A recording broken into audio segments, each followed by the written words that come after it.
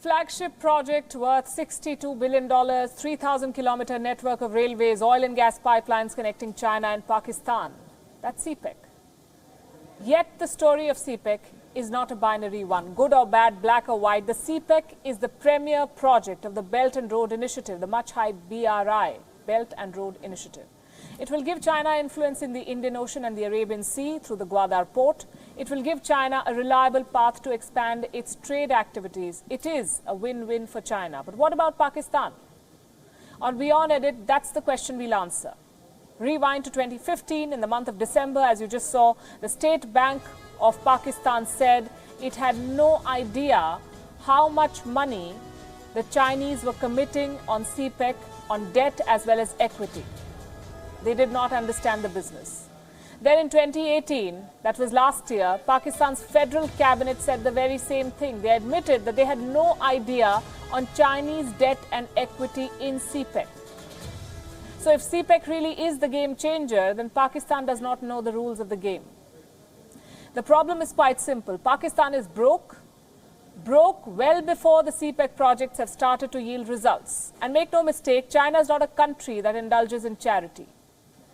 Whether Pakistan likes it or not, the financial gap is only going to widen.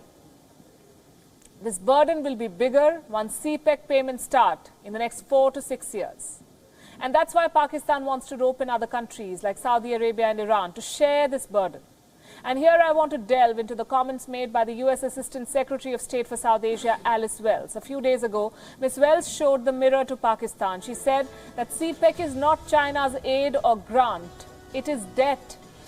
And the project entirely relies on China's raw materials and labor, not Pakistan's. Islamabad is just a happy host, unaware of the perils that this behemoth of a project brings. Wells also confirmed some of Pakistan's worst fears. Even if China gives Pakistan a long leash to repay the loan, the debt burden will remain. It will limit Pakistan's ability to spend on development and welfare, if they ever think about those things, that is. So basically, China is holding Pakistan by the scruff of its neck. Yes, Cpec may help Pakistan address its energy shortage at some point in time, but at what cost? Even the Pakistanis don't know the cost. They've clearly bitten more than they can chew, and countries across the world which joined the BRI bandwagon are watching this episode nervously. Sri Lanka, Montenegro, the Maldives, Djibouti, all sinking in Chinese debt. And India is having the last laugh. It refused to get on board despite immense pressure from China. India saw BRI for what it is, and rightly called Cpec a violation of Indian sovereignty. The China-Pakistan corridor runs through Gilgit-Baltistan, that is Pakistan-occupied Kashmir, technically Indian territory, and China must know this. Connectivity cannot be a reason to undermine another country's sovereignty. And that's not all. India has also raised concerns over China's military installations at the Gwadar port.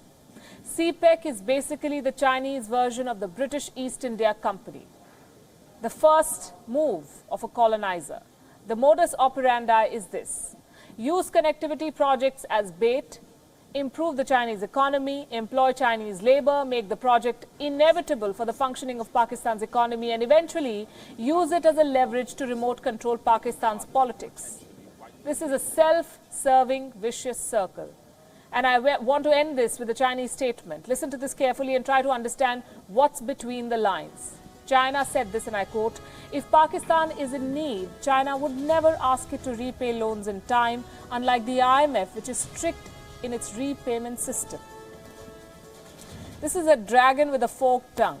You know what China does when loans are not paid on time? It occupies territory. Hambantota in Sri Lanka, Djibouti in Africa. Ask them. I end where I started. There are no free lunches and no free roads.